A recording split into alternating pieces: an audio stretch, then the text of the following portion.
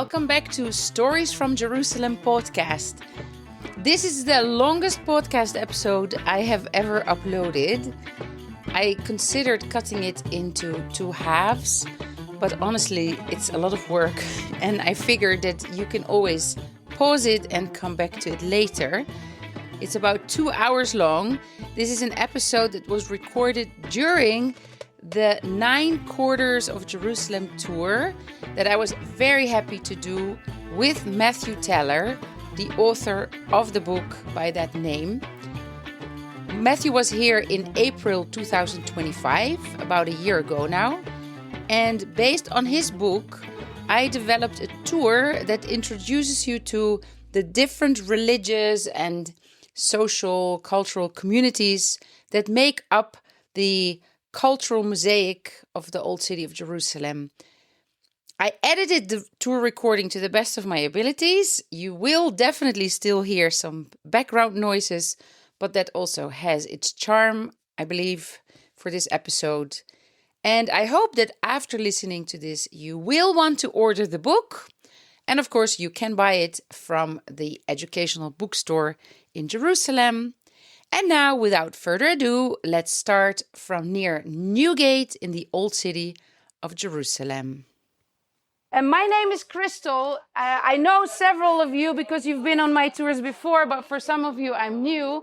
I am a Dutch citizen married to a Palestinian from Beit Safafa. I studied tour guiding in the Netherlands. I was a tour guide there for many years. Then I moved here to get married to my husband. And after the children were growing up, I wanted to go back to my career. And so I studied tour guiding first at the Bethlehem Bible College. And I got my Palestinian tour guide license from the PA. And then I studied the Israeli tour guide program here in Jerusalem. And I also got my, which is what I'm using today, the license from the Israeli Ministry of Tourism. And I'm going to chip in very quickly. That's rare, right? I mean, how many tour guides are there? I don't know what the answer is. How many tour guides have accreditation from the Palestinians and the Israelis?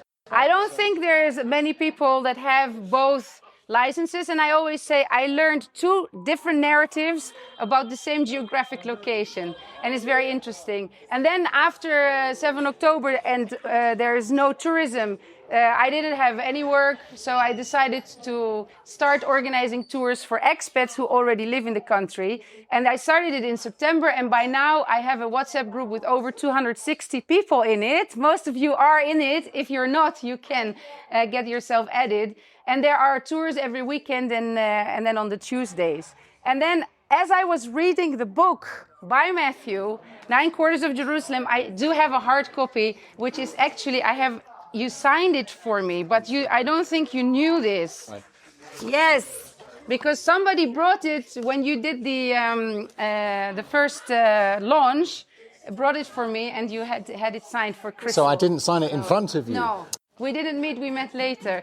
I read the book, and I loved this book so much. I'm reading it for the 4th time now. Of course, I read it so many times because I wanted to make this into a tour. And it was one of the ideas I had as soon as I had opened the first pages. So by chance, I met Matthew later. And then and then you were working on the book Daybreak in Gaza. Yeah. You asked me for helping because I do a podcast. That's why we're also recording. I thought I'll put it also on Stories from Palestine podcast. And you asked me to help you with an interview for that book. And then I said, by the way, I have an idea. I would love to make a tour based on this book. And then we started to talk about it, send each other messages, and from one thing came the other. And then we have a tour now. And I did the tour once as a tryout, starting from the other direction. Today we decided to do it the other way around because we want to end at the Educational Bookstore. So it's going to be, for me, also in a way new. And what's so special is that today Matthew is with us. I mean, the author of the book. The author. I'm not going to be talking as much as I usually do. No. Yes, she will. Yes, she will. Because I think Matthew should do that. But before I give Matthew the chance to explain the stage and the title of the book, I want to start by reading a quote from the book. And the quote is a quote that he uses also on page 2. So it's an important quote. It's by John Tleal, who was a Jerusalemite author who died in 2018. He says, only by living inside the old city, enclosed by its walls, can you really come to know Jerusalem.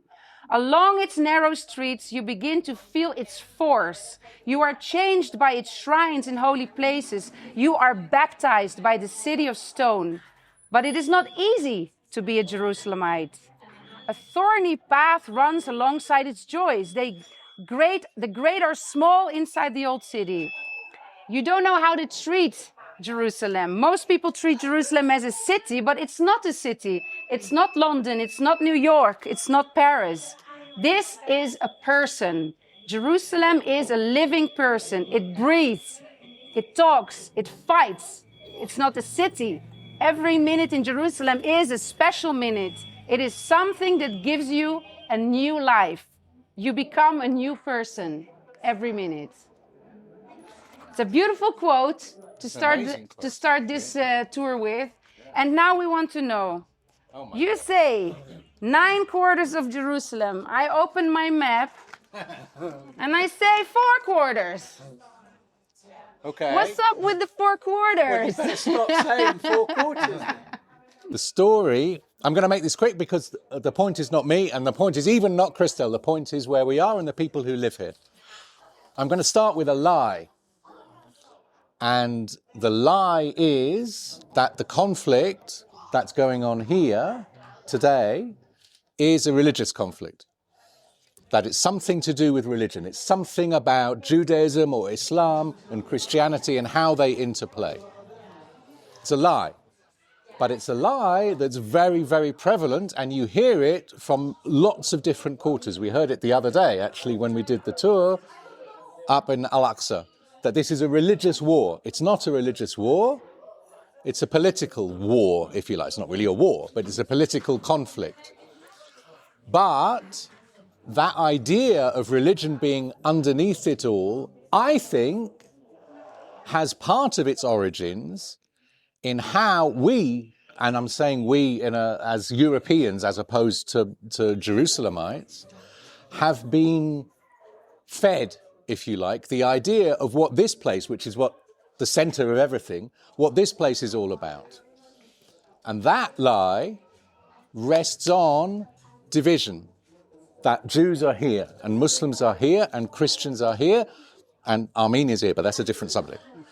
So most or all of the maps that all of us use, not just tourists, we're being tourists today, right? Whatever we do in our professions, we're now tourists, right?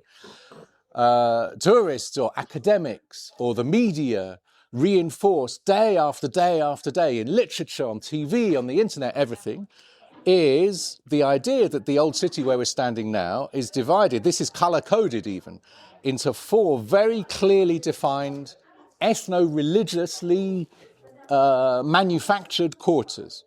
Muslim quarter, Jewish quarter, Armenian quarter, Christian quarter. I have been lucky for a bunch of reasons. We can talk also as we're walking around what my background is.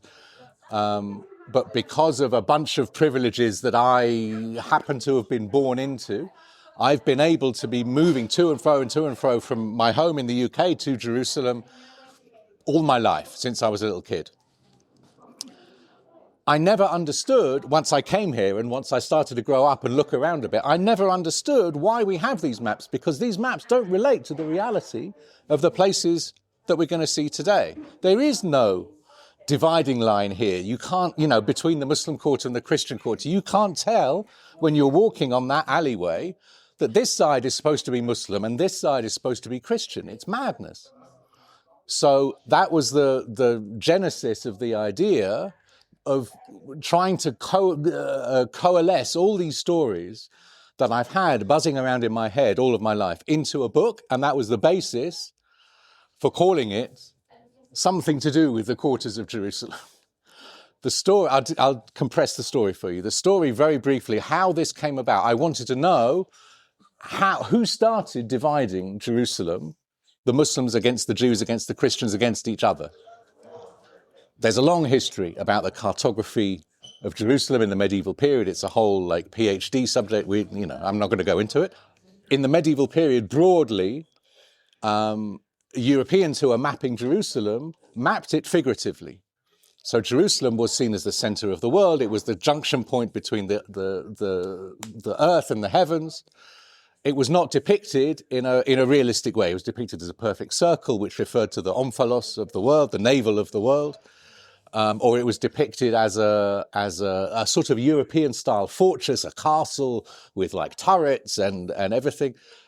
Most of the time, the map makers hadn't seen the place, so they didn't know what it was. But it was also there was a divine Jerusalem, a figurative, a symbolic Jerusalem, which they were representing. And that, but equally, at the same time, there are Arabic sources all through the medieval period that refer to Jerusalem in realistic terms as a cluster of neighborhoods. So there was one historian in the 13th, 14th century who referred to 39 neighborhoods, quarters of Jerusalem. And Mujahid ad-Din, who was a historian in 1495, referred to 18 quarters of Jerusalem in his period. And that situation lasted through to Napoleon. Napoleon invaded in 1798, first Egypt and then Palestine. And he brought, as well as military, he brought with him artists and scholars and scientists and cartographers as well. And there's this surge of interest in Arab and Turkish culture which followed in Europe in the 19th century and has lasted really till today. I'm going to compress the story even more because we need to start moving. I can see we're on Dutch time today, so it's There were conflicts in the 1830s, 1840s. It's a very, very turbulent time for Palestine. There had been a revolution, a rebellion in Egypt. There had been a popular uprising here against the Ottoman rule. And also the European powers were getting involved here for the first time. So soon after Napoleon, we see the first maps produced which are actually traced on the ground, not figurative, but cartographically accurate representations. And alongside that, we have greater European influence. Foreign consulates are opening for the first time in the 1830s, 1840s here. And one of them is the British. So I'm coming around to us. We are the source of all of this. In 1842, the first Protestant bishop of Jerusalem arrived, appointed by Britain. With him, as part of this sort of movement for European influence in Jerusalem, with him, with the bishop, was a chaplain.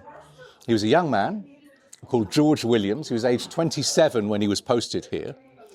He was only here for about a year or so, 1842, that sort of period.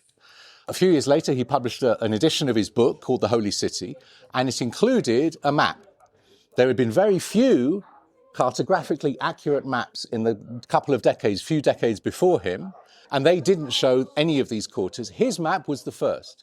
So George Williams's map in 1849 shows these quarters pretty much as they are exactly today.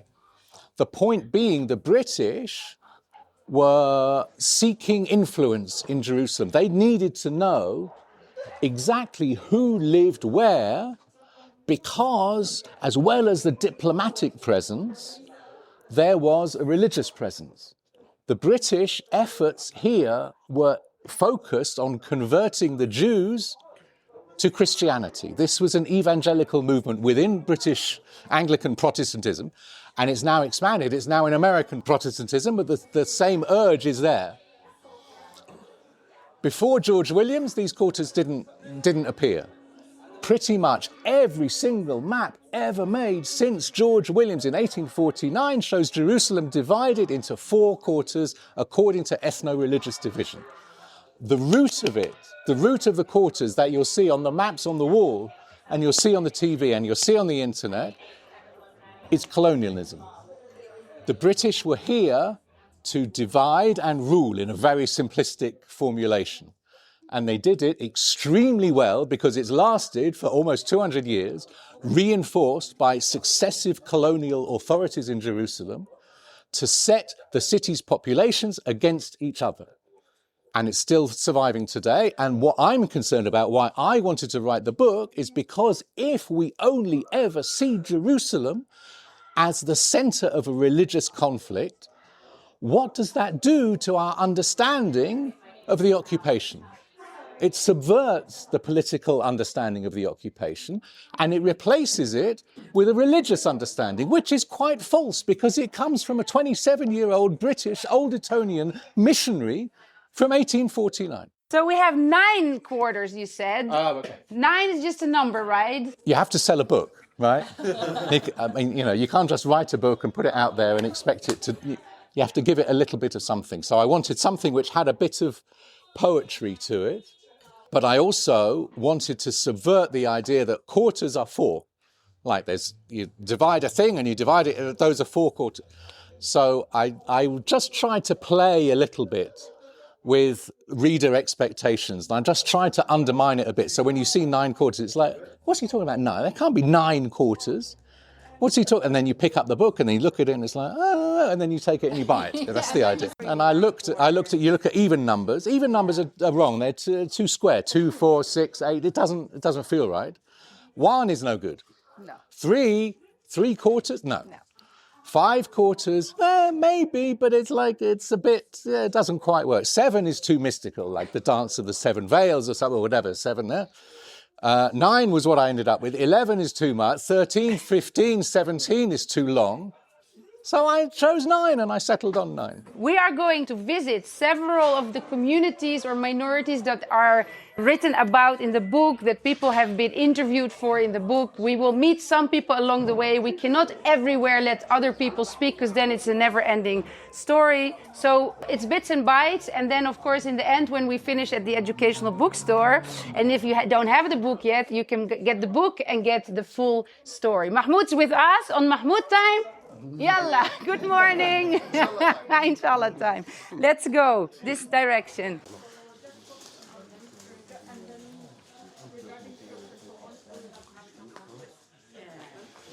This is Hagop, the owner of the shop. He's Armenian, and he's interviewed for the book. So we are not going to quote him because he's here, and he can tell us the story of his family and the special story about the tiles, the street names, and so on. Okay, so let's begin with the first step. How did this art come to Jerusalem, the Armenian pottery, which is now so important and part of the local culture?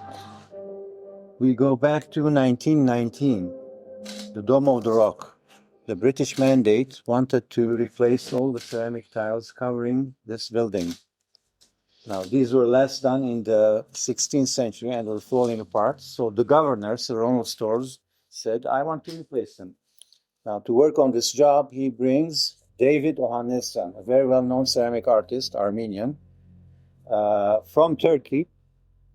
David comes to Jerusalem, goes to the Dome of the Rock, sees that he needs to replace around 48,000 tiles. And these are huge tiles, handmade, hand-painted tiles. He needs to bring a team of artists to help him do the job. He goes back to Turkey, to the city of Kütahya in Turkey, brings with him my grandfather, Madardiç Karakasyan, who was the painter, and Nasham Balyan, who was the potter. Now, the 3 artists leave Turkey during the Armenian genocide. Now, that's the background of the story. They come to Jerusalem. By coming here, they survived the genocide. Now, they arrive in 1919. There used to be an old ceramic kiln right next to the Dome of the Rock. They fix it, they repair it, and start making some sample tiles. Now, the British like the samples, but the Muslims, the Waqf, says, we don't want Armenian Christians to work on our mosque.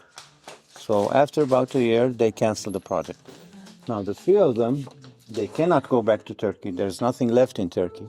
They stay in Jerusalem and open the first Armenian pottery in 1920. It was located on the Via Dolorosa, and that's how this art is established here. Something good comes out of the British in the end.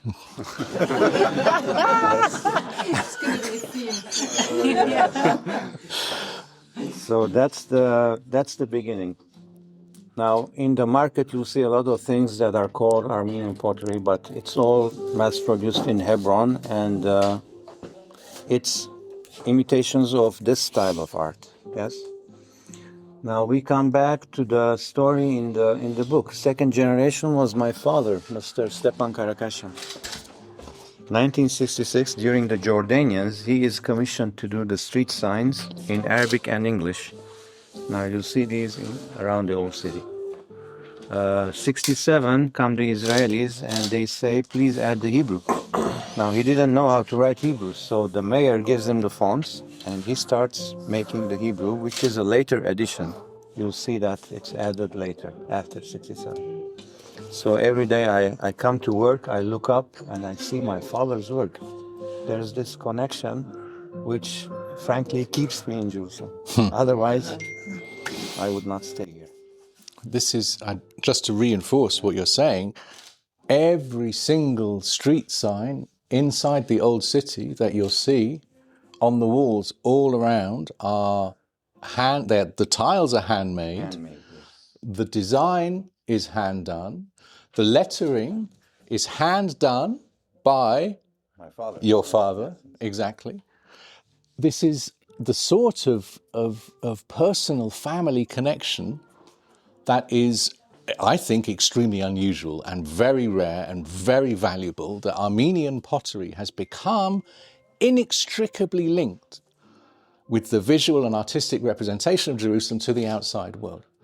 The Armenians and the Armenian history that's embodied in the person you see standing before you today is at the core of Jerusalem identity, not marginalized. It's not something on the edge. This is Jerusalem standing before you. Yes, thank you. Thank you, Hagop, for showing us. You can always come back here and do a workshop with your family for a nice party or something with the colleagues, or to buy new things for your house. Yeah. Does anybody in this group, by any chance, have a tattoo made by Razuk? Nobody yet. Maybe after this you will come back and you would consider it. Keep going. I'm just Yeah. Oh, good. The tattoo shop is not open yet. It's too early to get a tattoo. But we are here because we want to speak a little bit about the Coptic community. Copts are Christians from Egypt. And usually when you look at the place and it says since 1855 or since maybe 19th century, here it says tattoo with heritage since 1300. You interviewed Wasim, right, for the book? Yeah. What can you tell us about Wasim and the tattoo family? Wow, okay. Let me try and remember. Wasim, I think, is the 27th generation. And his son, I think it's his son, right? Yeah. Anton, who is now the 28th generation of tattooists. He told me that the family originates in Minya, which is a town in Middle Egypt, halfway along the Nile, which is I think is a majority even Coptic or very heavily Coptic Christian town. And there was a tradition there of tattooing pilgrims that had returned from Jerusalem, which is very common throughout the Coptic community. It's sort of, I feel like a bit awkward that I'm speaking for Copts. Are there any Copts here? No. There's a sort of an identification within the Coptic community, not just here but anywhere, that a tattooed cross on the inside of your wrist is a kind of identifier. It allows you into the church. It proves who you are, what you say you are, and that's especially significant also today in Minya, where the Copts are a minority and they're also oppressed by the Egyptian government as well. And there are some conflicts and there's some violence as well. And so this tattoo becomes extremely important to know who is who, if you like, and as a sort of identifier to each other. Wasim's family, I don't think that even he knows the story of why or how exactly they migrated from Minya to Jerusalem. But there's obviously a connection with the Coptic tradition anyway, and the base of Coptic worship here. At some point, over the 27 generations, some point in the middle, they arrived. And he is able, inside, he has photos as well of his, also like Hagop, his forebears, who would tattoo Coptic Christian pilgrims who had visited the church and finished their prayers and finished their devotions and then were about to head home. And people would have different designs. The Jerusalem cross, which is a square cross with 4 little crosses in each segment. He's got like St. George and the dragon and the Virgin Mary in different form, whatever. But these are sort of stamps. The way that his grandfather and his great-grandfather would operate is you'd have a little stamp, you would ink the stamp, and then you would stamp it on the skin of the person, and then you have something to trace.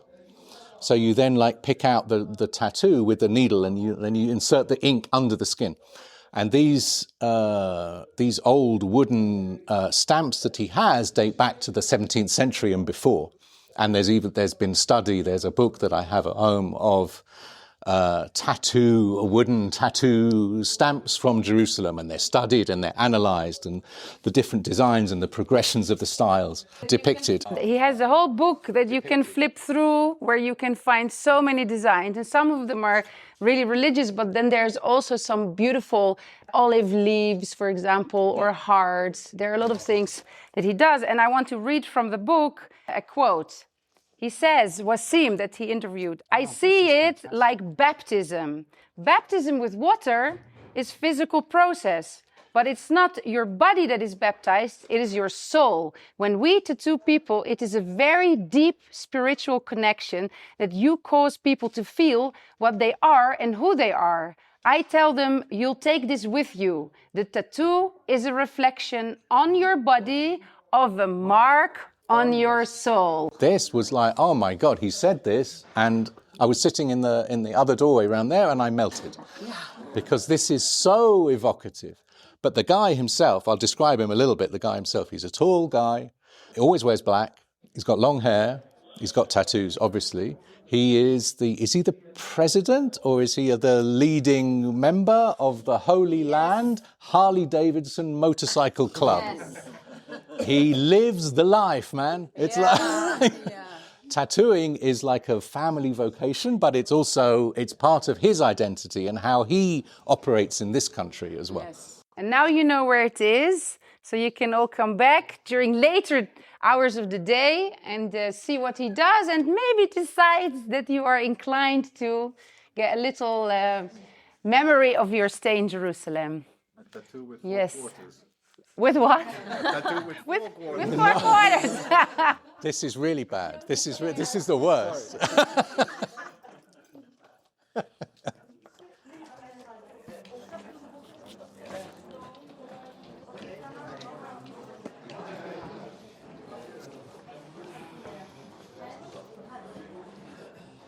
So just very, very briefly, and I'll do this just because we were just at Hagop's place, and so we can do this while this is still fresh in your mind. This is the work of Hagop's father. So in the Jordanian period, he was contracted to do these street signs for every street in the city, as the idea that the Jordanians, one way of the Jordanians stamping their claim to the old city, obviously there are multiple different ways, but one way is to name and identify and label a street that previously had only been known orally. Everybody knows the streets, of course. Everybody who lives here knows which corner is which street. They have their own names. And then the government, in this case the Jordanian government, comes in and says, we are going to name this street after this person and this street after... It's a form of state building. That aside, you can see that there are 2 lines, obviously English and Arabic, because this is the Jordanian government, right?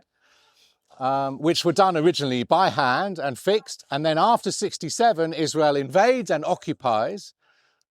And you can tell that the olive leaf design is around the 2.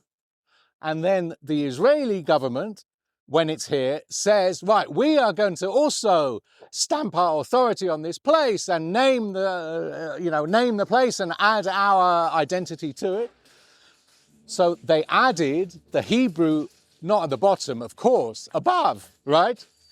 And so the Hebrew, you'll see as we go around, some of the signs were done post-67, and they are 3 lines with the border around all 3.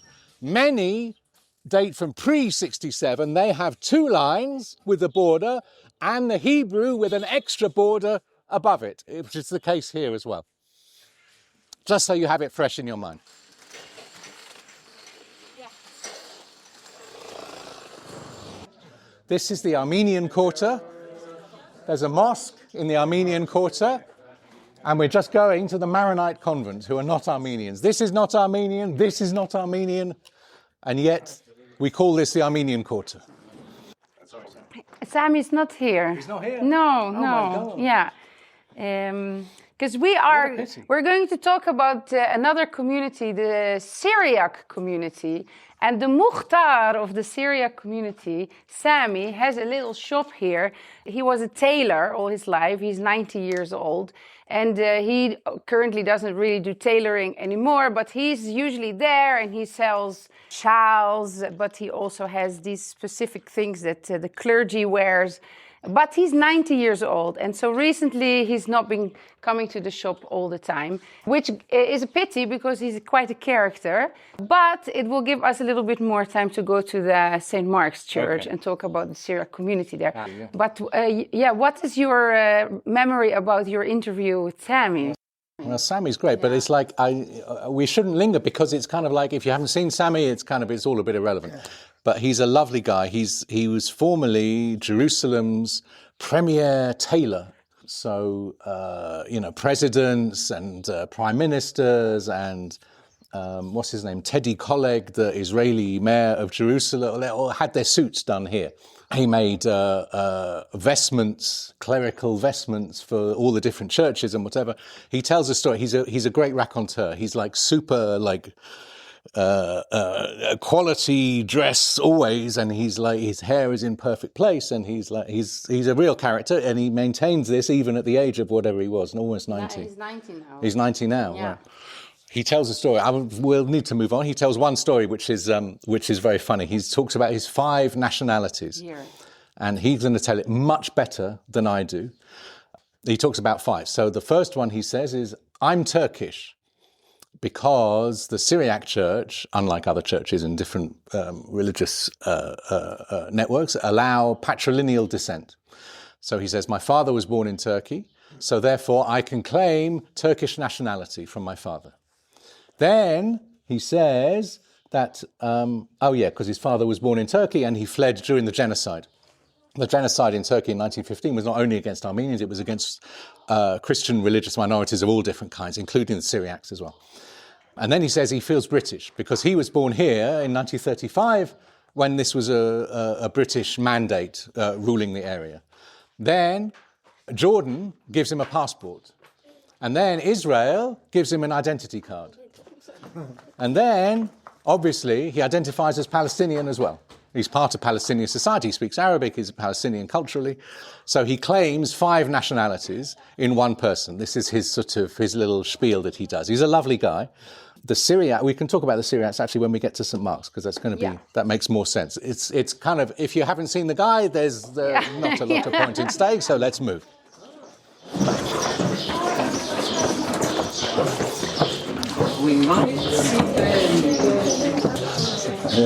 Hara al-Sharaf.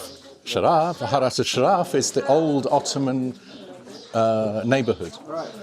So the sign in English and in Hebrew is the hospital, and the sign in Arabic commemorates or remembers the Ottoman quarter that was here, but is erased.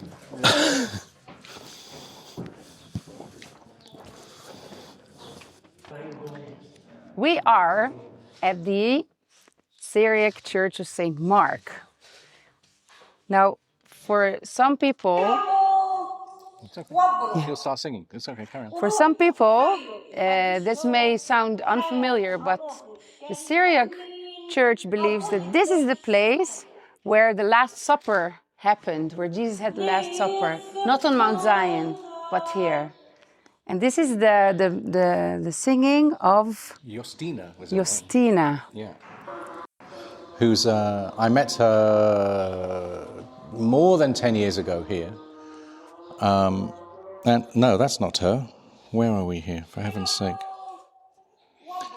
And she sung for me, and also the people I was with, the Lord's Prayer in Syriac. So the Syriac people, I mean, I feel like I'm speaking out of turn because I'm British, and it's like we're in the Syriac church. We should have a Syriac person say this. The Syriac church and the Syriac people are rooted in what's now the borderlands between Syria and Iraq and Turkey, in an area which we might think of as like Kurdistan, but they're not Kurdish. And they're a church which trace their origins right back. They're often in English mistakenly called Syrian. There's a sort of the Syrian Orthodox Church. There's a complicated thing with translation between English and Syriac and Arabic, that leads to that confusion. But they're not Syrian. Syriac is a dialect of Aramaic, which was the lingua franca across the whole of the region before Arabic.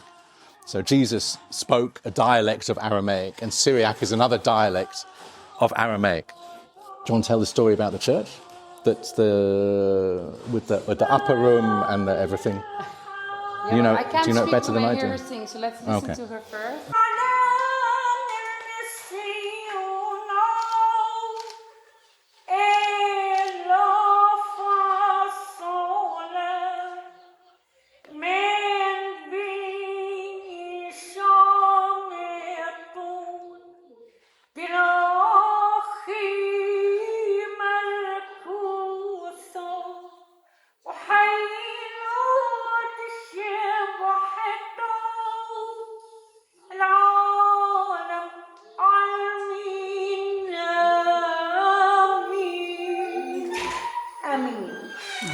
Beautiful. Isn't that beautiful? Yes.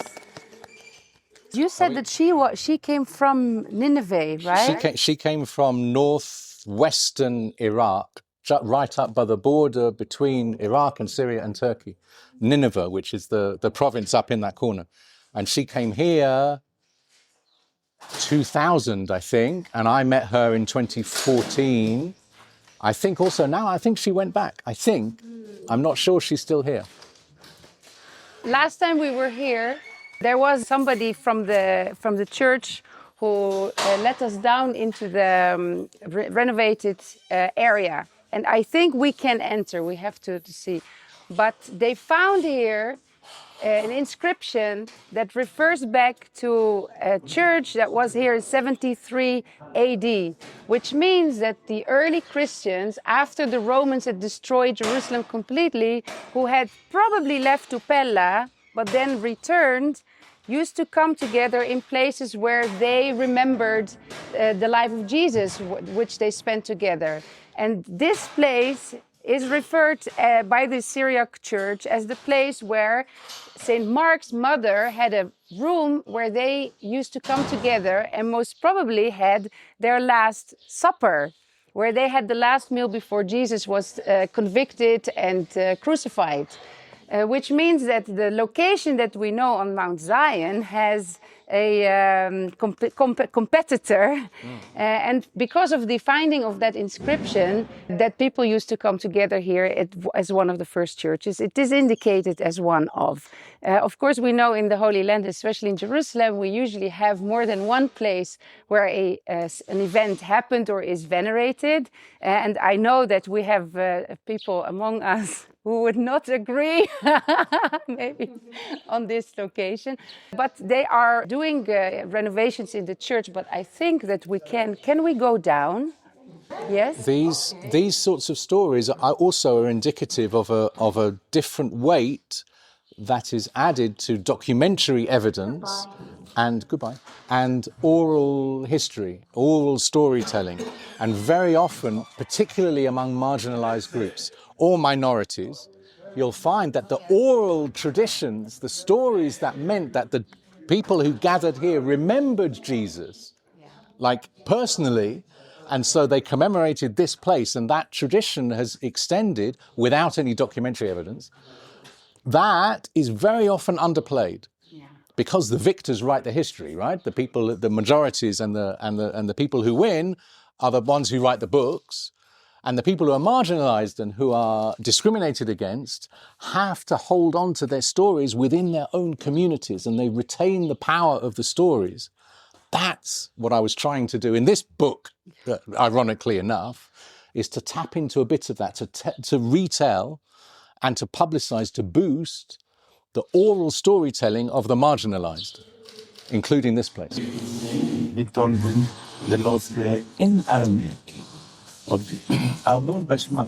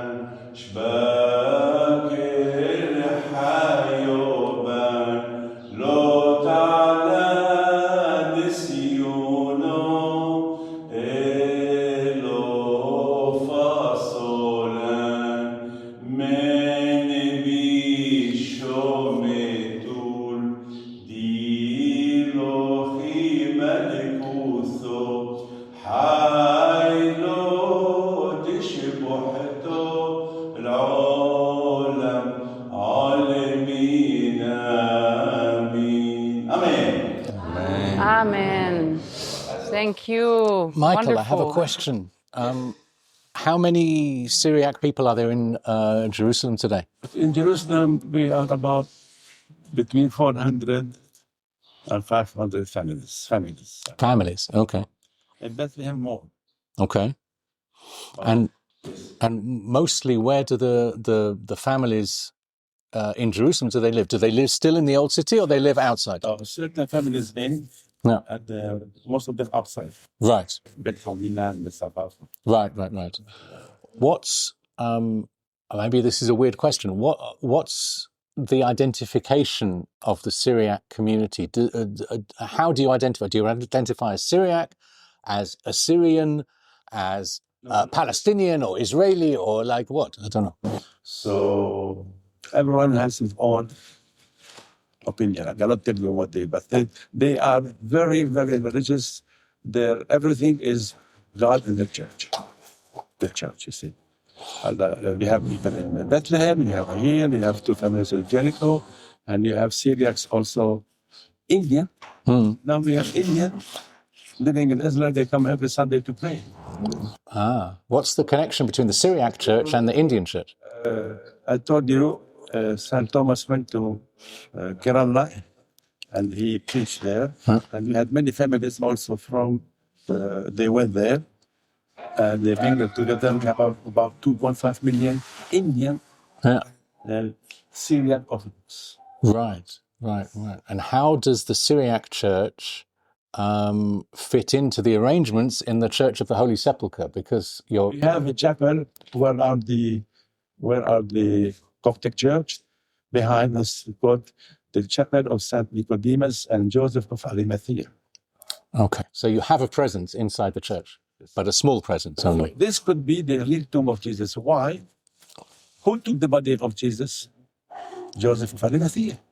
And he put it in his tomb, which is there. So, but how blessed we as Syriac, because we are the first Christians, because Jesus spoke Aramaic and we adopted Christianity in the first century, we have this place. And we have the chapel of the Saint Joseph of Arimathea and Saint Nicodemus. We have about 455 manuscripts from the 7th century. Right. See? So, and we are very close. We are open, we are not so the Catholics, they can have mass, the other people, they can have a prayer. So there's... Talk a little bit, if you can, we also need to move, but talk a little bit about the genocide. You said, is it most or all of the families here came after 1915? There were Syrians. I'm sure there were, yeah. In the first century there were. We have books which attest all these data. not only because the top, but they were Syrians, and that's how. So the genocide was not only targeting Armenians, it was targeting also Syriacs. My grandfather was also Really? I'm sorry. uncles, and there were about 500,000 Syrian Orthodox were killed, 35,000 Greeks, and 1.5 million Armenians.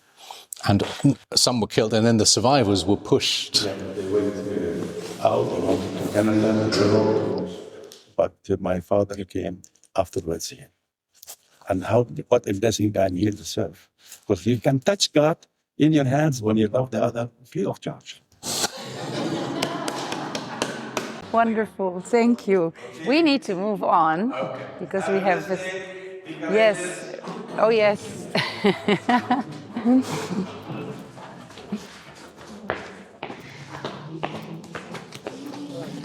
Thanks. All right, I'm going to do the map again just to give you that feel of, the four quarters that we are used to seeing. And right now we are on the rooftops over the markets, and we are right in the cross point of all the four colors. So where all these different so-called quarters meet each other, that's where we are now, but we are on the rooftop, so we're on a higher level. Actually, below us, in the time of Hadrian, there was the Cardo, and the Cardo was almost 30 meters wide with on either side shops and columns.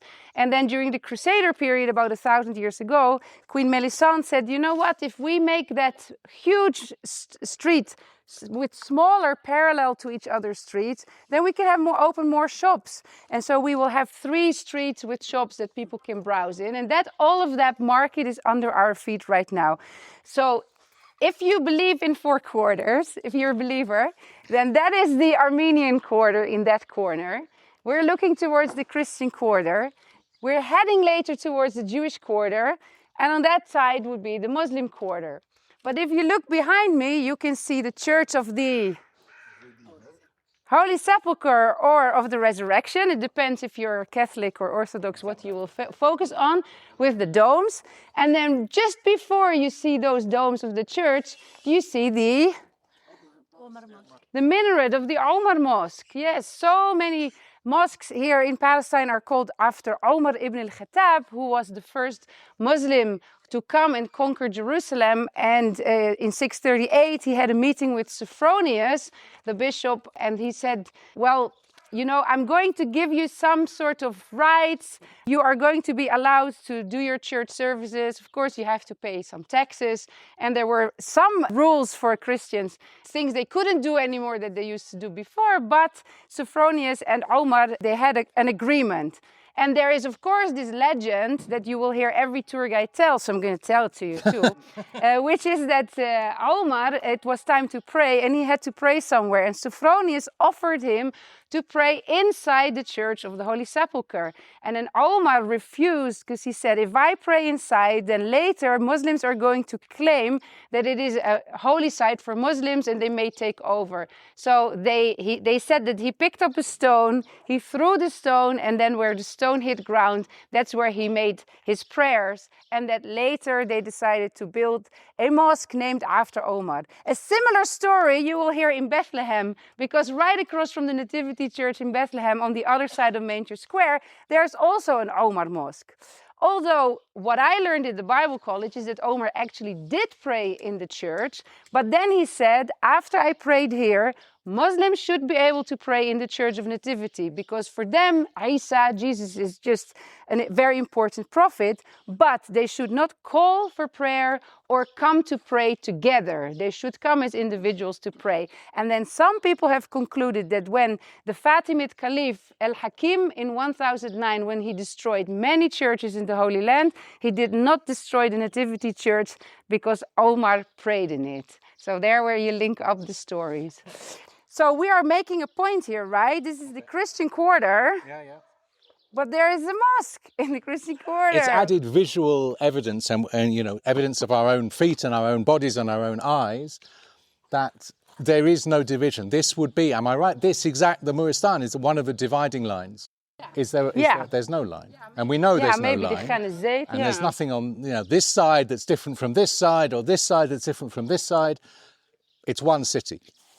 Yes, we are going to go towards what is the Jewish quarter on the map. And I think by now that's the only quarter where you really find only Jewish people living there. Although we will see and point out the mosque, the Mamluk time mosque that is still in the Jewish quarter. And in the Jewish quarter, we are going to visit a group of Jews that are neither Ashkenazi, nor Mizrahi, nor Sephardi. They are Karaite. We're going to visit the Karaites. I was in touch with Avi just now. He's waiting for us. There's a book idea that I had when I was doing this book, and it's one of those ideas that you have buzzing around in the back of your head.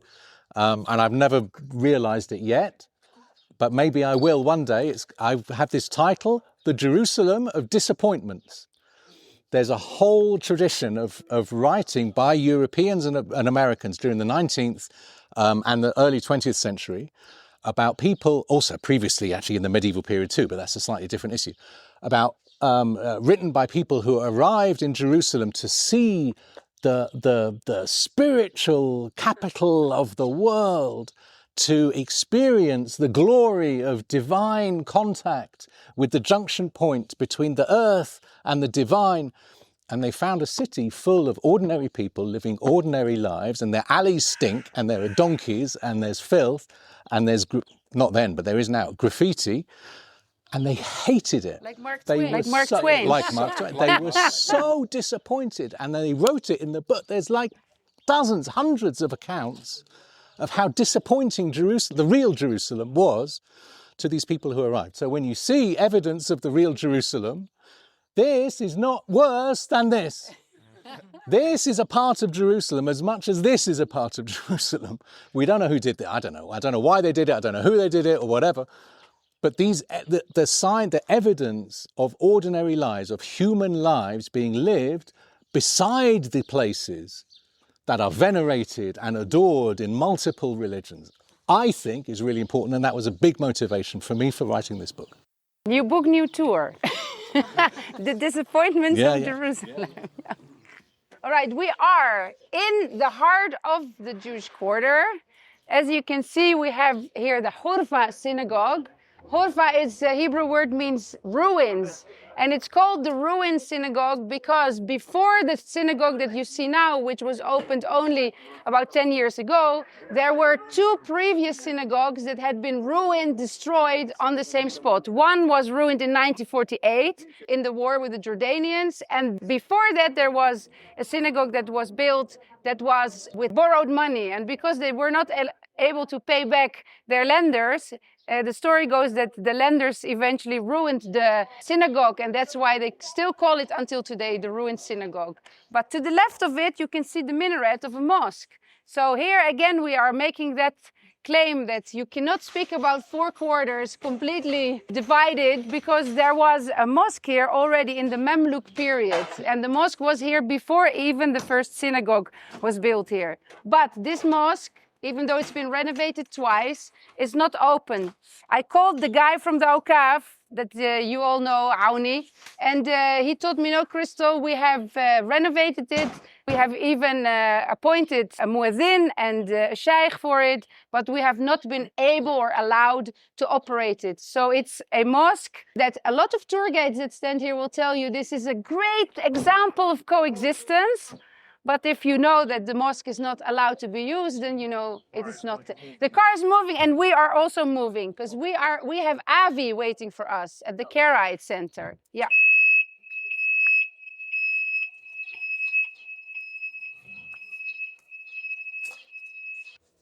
Hi, Avi. Hello. I have 20 people. And Matthew is here. Do you remember the book? He's the one who wrote the book. I think he did an interview with you. Matthew, is this the same person you interviewed, or was it somebody else? Avi, do you remember me?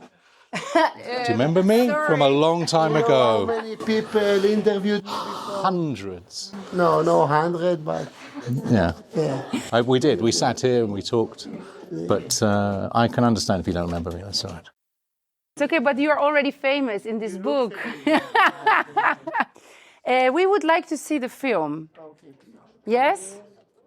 We are at the Karaite Center. The synagogue is down. I don't know if we have time to go down, and we also can only see it from the glass window, right? Anyway, you are not allowed to enter. Anyway, we're not allowed to enter. So we can see the film to know more about the Karaites, because I think the film gives a very clear explanation. It's about 10 minutes. Yeah.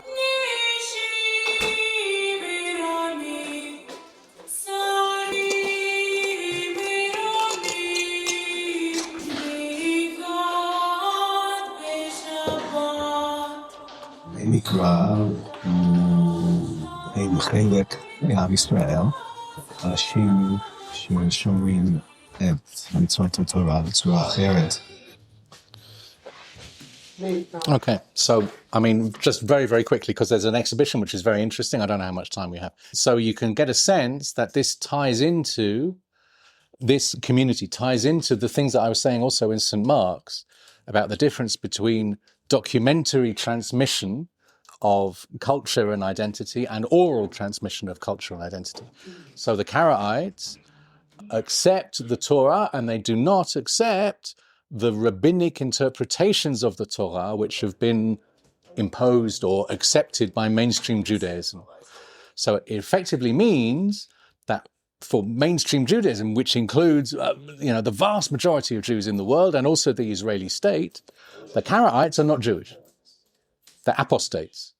So there are restrictions on Karaite practice even today in the state of Israel. Complications around marriage. There was the right to slaughter animals in the Karaite way was only very, very recently approved. There are other things as well. There were issues with the Karaite cemetery, which lies in the path of the proposed cable car. There's a bunch of other ideas which place the Karaites as a tiny minority within Judaism in opposition to the Israeli state, which I think is very interesting, which is why I wanted to focus on them in the book. Yeah, you can take a peek into the synagogue from the glass fensters. It's down below. One of the things that I read is that when they quarreled about in the Abbasid period if they were allowed to build a synagogue or not, that they said, well, as long as it's not higher than any of the religious Muslim buildings, and then if we can't hear you praying, then we can accept the idea, so that they build it underground. So that was never higher, and there was never prayers could be heard in the street. So that's why you have this very low synagogue. And I think it's for me also, it's very, very interesting that this, you could characterize it as a sort of a fundamentalist strain within Judaism. What they're saying is the only thing that has divine authority is the Word of God, as we have it in English, the Old Testament, or the Hebrew Bible, or the Tanakh. And everything else that's been piled on top by the rabbis, by the commentaries on the commentaries, and the interpretations of the commentaries, all of that other stuff is human, and we can ignore it. So that kind of fundamentalist idea, I mean, it's very common in religious traditions, not just Judaism, obviously. There's fundamentalists in Christianity and in Islam as well. It seems to me, a very hidden and you could say deliberately concealed corner of Judaism that is kept, it's tolerated, but it's not absorbed into the family, and they're kept quite deliberately outside. And how that functions with the sort of the nationalistic, militant nationalism of Israel today as well, and how Israel and the mainstream rabbinic authorities within Israel try to dominate worldwide Judaism as well, how that interplay works out in relation, with the eyes and the viewpoint from here, from this courtyard, was what got me interested, which is why I put it in. I'll do a little introduction now, and I'll give you the full story somewhere in the next stop. So briefly, hold in your mind when you're here the extent of urban infill that surrounds us and that comes down to the edge here. and the urban infill that you can't really see, but that goes up everywhere here. And this, apart from this is a new addition, which is particularly egregious, but anyway, this is only very recent. Before, this whole plaza was empty. So just hold in your mind the image of the old city of Jerusalem with houses and alleyways and everything filled in as we've been walking through, and then this vast open empty space. So where we are, and hold that because that's important to why we're here and why we're going to tell the story that I'm going to tell later. This is the Western Wall. So what we have is the boundary wall in front of us of the mosque compound, the Al-Aqsa compound, of which the Dome of the Rock is one prayer space, and Al-Aqsa Mosque is another prayer space, but the whole of the quadrangle, the whole of the rectangle that is the Al-Aqsa compound is deemed to be a mosque, the whole thing. Open, closed, prayer spaces, not prayer spaces, buildings, not buildings. It's all a mosque. And the wall of the west, there's a whole reason why. You can talk better than me about the construction and the mountain and how there was a mountain which needed to be leveled. I'll leave that to Christo. But there's a long retaining western wall. This is the west side, that's the east side, that runs for 488 meters or something, from there up to the corner over there. Before about the 16th century, the wall, which is now, whether it's the holiest site in Judaism, or actually the mosque is the holiest site in Judaism. There are ways of circumlocution around this topic. At the moment, this is the most holy place that Jews can pray in the world. Before the 16th century, this was not actually very important. There's almost no evidence in Jewish sources that this was a site of any sort of significance at all in terms of devotion. The sites that were significant in terms of devotion were the Mount of Olives, which is the ridge behind, where there were rituals of purification and priestly devotions were performed, and the Golden Gate, which is a gateway which is now blocked midway along the eastern wall of the compound. We can't see it, it's the other side of the Dome of the Rock. Because following the destruction of the temple in 70 by the Romans, when the Romans destroyed the Second Temple, this caused this massive disruption in Jewish devotional practice. When the temple is destroyed, where do you pray? There's nothing left of the holiest place that we had. And so this has caused a crisis in Judaism, a spiritual crisis in Judaism, which to an extent persists today. Practically speaking, in Jerusalem, what the Jews did is they prayed, also they were barred as well. They prayed as close as they could to the site of the former temple, which is effectively where the dome is, more or less, where the Golden Dome is. And those were the Mount of Olives outside the city and outside the Golden Gate outside the city, up until the 16th century. And in the 16th century, the Ottoman Sultan Suleiman was responding to politically motivated expulsions of Jews from around Europe. Spain, a very famous one is Spain in 1492, when Spain kicked out all of its Jews and caused this massive wave of migration across the Mediterranean, from west to east. Many ended up in Turkey, whatever, but the expulsions continued in other European states in that period. Suleiman comes to power 50, 60, 70 years later, and he, for deliberate political and economic reasons, wanted to make Jerusalem more attractive to Jews. So he wanted to encourage the Jews that had been displaced to come into his empire and to settle and to pray and to boost the economy and to, whatever, provide labor and everything. So what he did was he, first of all, closed the Golden Gate, which is still sealed, and where the Jews used to pray outside, this is difficult without visualization. Maybe we'll look at the map next when we go to have coffee.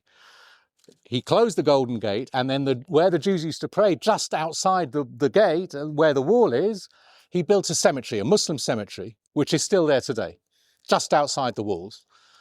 That was a sort of a nudge to Jewish public devotional practice away from there and away from the Mount of Olives. And what he did instead was he brought Jewish devotional practice from outside the city inside the city. He opened an alleyway right next to this, actually part of a stretch of this wall, not because this wall was particularly special, it was just the western retaining wall holding up the platform on which the mosques were built. And there were lots of houses, which is the key point to the story I'm going to tell later. There were lots of houses filling this area here. Behind the last row of houses, just next to the wall, he opened an alleyway so that Jews could pray beside the wall because it was closer to the site of the temple that had been destroyed by the Romans. So he was encouraging Jews back to Jerusalem by saying, you don't need to pray on the hill, you don't need to pray outside, you can pray inside the city, here. And it's at that point that this wall becomes significant and it becomes a focus of Jewish devotional practice and has been for the last 400 years as well. And then there were various spiritual insights from Jewish sages about the Spirit of God and how the Spirit resides within the wall, above the wall, beside the wall. It's a little bit too much. And I'm also not a Jewish sage, as you may have spotted. This is the Bab el-Qatanin, on the cotton market, Qatanin. Which one is Bab Bab el-Silsil is the one that we saw just, and then we went down the stairs. The one we almost entered.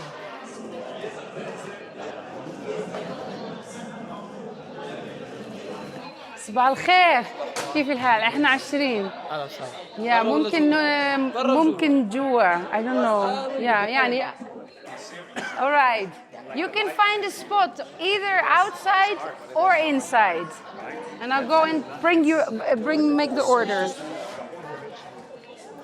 مرحبا كيف حالك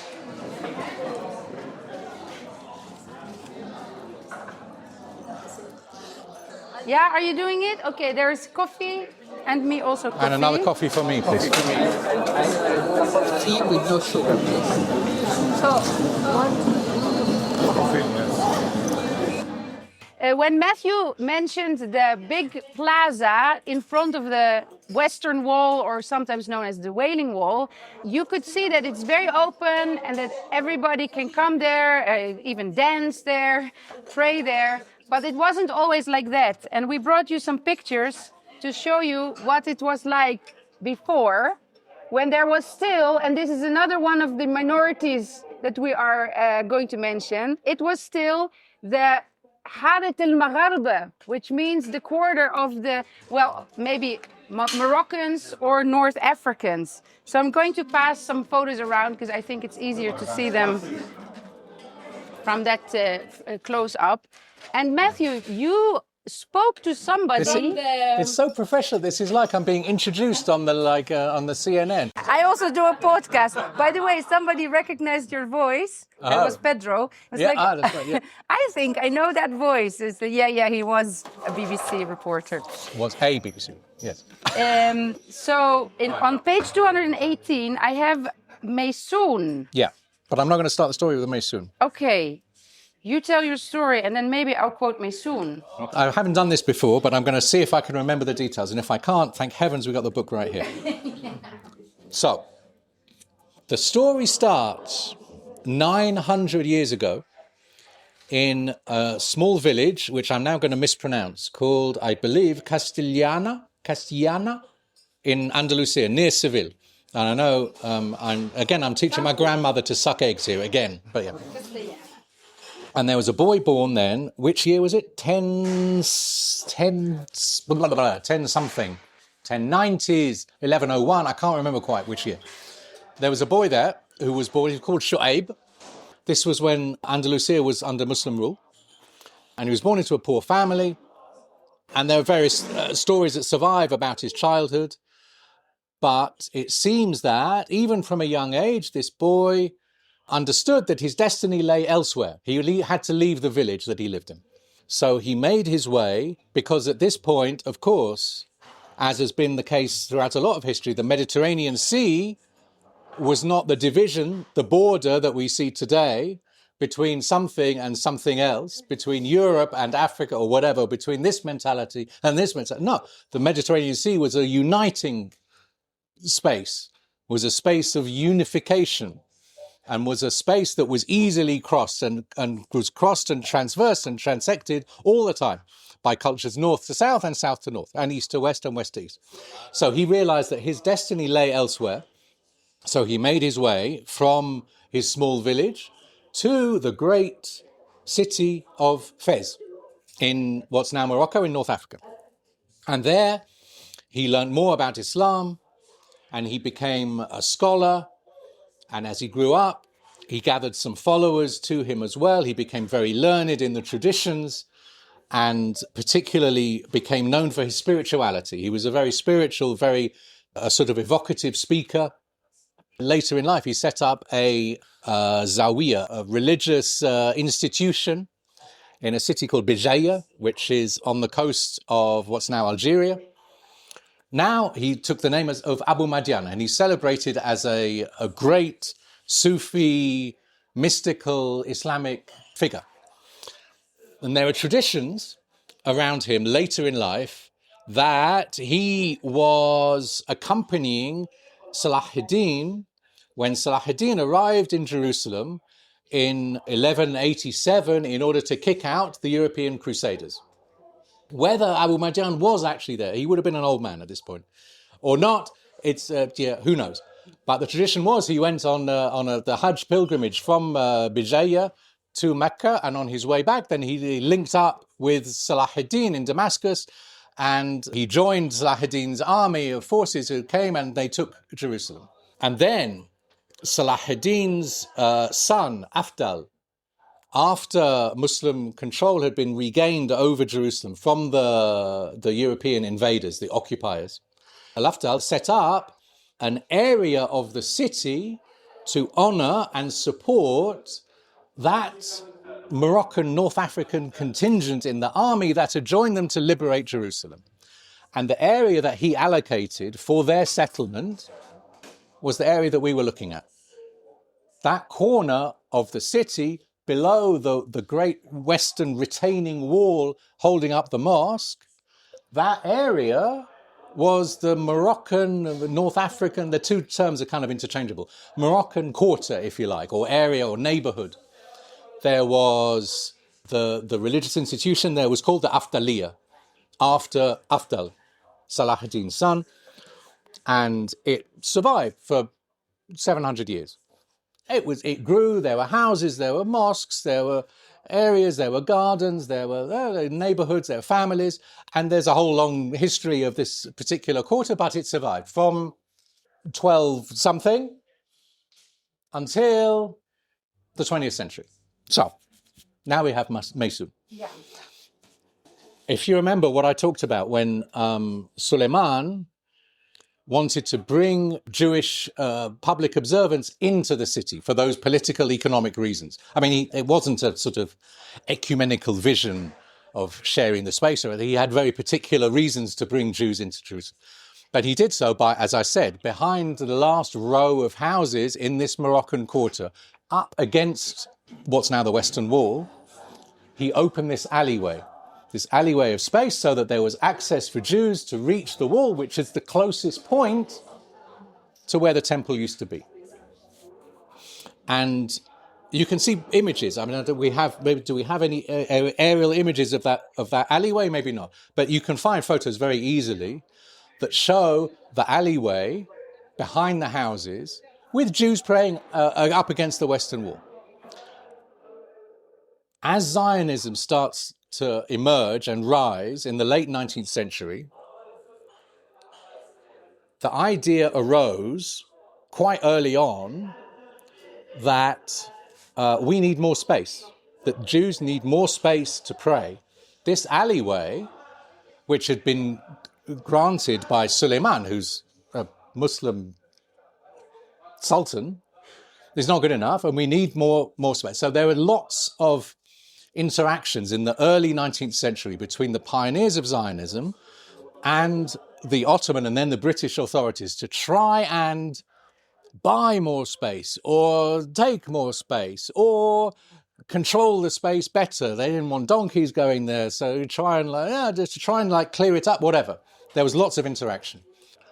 And there were various disputes as well. There was an episode which led to the uprisings of 1929, which was sparked by a particular action by a British policeman who was summoned to this particular alleyway and started knocking heads, and then there was a conflict, and then it led to a nationwide uprising. But anyway, this is another aspect of British policing policy in the Mandate period, which never mind. And we come to 1948. So in 1948, during the wars, the violence between the communities that led to the declaration of the State of Israel and led to the Nakba, there was a lot of destruction in the old city beside the Moroccan quarter, in the Jewish quarter, where we were walking and talking. But the Moroccan quarter was largely not touched. So it survived through 48, more or less unscathed. And you can still see photos, and there are personal accounts of people who visited in the Jordanian period between 48 and 67. To say that the alleyway was open, there's the idea that Jordan forbade Jews from entering at all. That's not the case. There are accounts of Jews who came to Jordanian Jerusalem and came to the wall as well. Anyway, it survived unscathed. In 67, Israel launches this war and bombards the old city and then occupies. June the 7th, 1967, the Israeli army approaches from two different sides, and they take the Western Wall with its alleyway. And there's a very famous photo in Israeli discourse and in the National Library of Israel, taken by an American photojournalist who kind of got down, and he took a photo of three young guys, Israeli soldiers, with the wall behind them, sort of with this idealistic look of triumph and victory on their faces. It's a very, very famous sort of war photo. And the moment was immortalized thereafter. But anyway, yeah, he did win a prize. June the 7th, right? June the 8th, I'm also compressing the story as well. June the 8th, David Ben-Gurion, the former Prime Minister of Israel, arrives, and he visits the wall, because this is like, for nationalistic Zionists, this feels like redemption. This is like we are retaking this ancient, it's not so ancient, but anyway, this ancient holy site, and we now have possession of it. Ben-Gurion comes. There's a whole load of army officers and politicians who visit as well. Ben-Gurion comes. He says, first of all, we should tear down the walls of Jerusalem. Because the walls, the walls surrounding the old city, they were built by a Muslim sultan, Suleiman. They're not Jewish. They are an imposition from outside, and we need to destroy them and then unify Jerusalem as the Jewish capital. I mean, thankfully that didn't happen. But what he also said, drawing on the contacts which I skipped over from the early 20th century between the Zionist authorities or the activists and the British Mandate authorities to take the area in front of the wall. What he also said was, now we need to demolish this whole area in front of the Western Wall, sweep away this slum, which is not a slum, it's a neighborhood that people have been living in for 700 years, clear it all, because the festival of Shavuot, the Jewish festival of Pentecost, is coming up, and all the Jews in Eretz Yisrael will be coming and they want to pray, and this alleyway is not big enough. So it's the not big enough narrative is coming up and coming up and coming up again. And on June the 8th, 67, Ben-Gurion opens the door, and this is when action is taken. So they draw up a plan the next day, and that night, the men with sledgehammers go in. So there are soldiers going through the neighborhood, banging on doors, shouting, forcing entry, expelling people in the nighttime. This is starting at 10 p.m. It was after Shabbat. So they waited until Shabbat finished, and then 10 p.m. they started. And then the bulldozers came in, and they worked all night. And by the morning, June the 11th, Sunday morning, the whole neighborhood, 700 years old, is gone. It's rubble. You can find, there are pictures online, you can find a photo of the rubble with a bulldozer in front of the Western Wall. The whole place had been destroyed. Many people were killed. One woman is reported to have been killed because she was deaf. She was an older woman, and she was deaf, and she was living in her house, and she didn't hear the shouting and the banging. It was late at night, she was asleep, and they just demolished her house with her still in it. And these stories survive. These stories are still told. So the community that lived there, that was partially destroyed, killed on the spot, and then also expelled and dispersed, they hold the stories still. So the space that we see today in front of the Western Wall, that plaza, which is now a focus for the State of Israel as a place where new graduates from the army training are brought en masse, 100,000 people or more, for their swearing-in ceremony to the state, to the flag. That's where that happens. The massive celebrations for Jewish religious festivals, that's where that happens. In 2 days, tomorrow, in fact, tomorrow night, and then tomorrow night there's a Yom HaZikaron, the remembrance for the Israeli soldiers who have been killed, and then the next day, the Independence Day of Israel. That is the focus of all of the state splendor to celebrate these occasions. There is not one single memorial or indication or sign or note or anything that this was anything other than an open space. There is nothing there. There is an absence of memory. There are very few buildings, one or two buildings that survived the destructions of 1967. One of them I talk about in the book, and this is Meisun. So there's one building which is just beside the steps where you go down. There's a security checkpoint for the Israeli police. Just beside that, we walked very close to it just now. There's a sort of anonymous doorway, and you can go in through this doorway, and there's a courtyard, a very beautiful little courtyard, and there are 6 families who live in there, supported not by the Jordanian Waqf, but by the Moroccan Waqf. And you can go up, and there's a little mosque on an upper level within the courtyard. Within the mosque is a tomb. And the tradition is that this is the tomb of Abu Madian, the boy from the village near Seville. And there's the green cloth that covers the tomb. It has his name, Abu Madian al-Ghoth. Was he here in Jerusalem? This is the oral evidence. The documentary evidence that we do have is that his grandson, who was also called Abu Madian, was here, because we have his signature on a document in the Waqf archives from 1303. So we know that Abu Madian's grandson was here in 1303. Was his grandfather also here in the previous years? Who knows? But this is the tiny remaining element of the Moroccan quarter, as was of Jerusalem. Thank you. Yes, thank you. I wanted to read a quote, and then we have to continue. On 11 June, a Sunday morning, Nazmi Al-Jouba ventured out to investigate. What we saw was indescribably horrific. Right there at the bottom of the stairs, we saw soldiers, so many of them, heavily armed from head to toe, dancing and singing in a language that we didn't understand. And behind them, emptiness. The Moroccan quarter no longer existed. The fig and pomegranate trees were gone, and so were the alleys I used to walk and play in. Maslouhi and his fig tree were not there. The only thing visible under June's hot sun was a cloud of dust hovering over a heap of rubble. Bulldozers, which I had never seen before in my life, were roaring along their metal chains to the tunes of victory music. All right, we are heading now towards the Afro-Palestinian quarter, and I have a connection with somebody who is hopefully going to be there to open for us the community center so we can talk about the Afro-Palestinian community.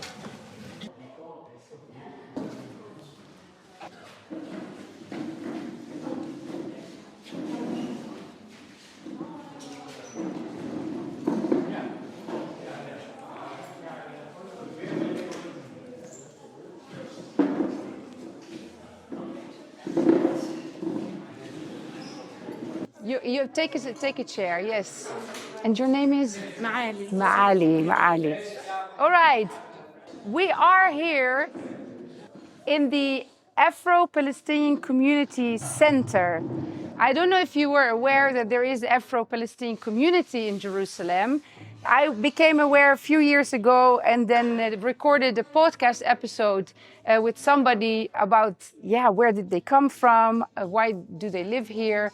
And then I realized that the community is not only living in this specific area, there are other parts of the old city and also outside of the old city, but this is where they have their community center.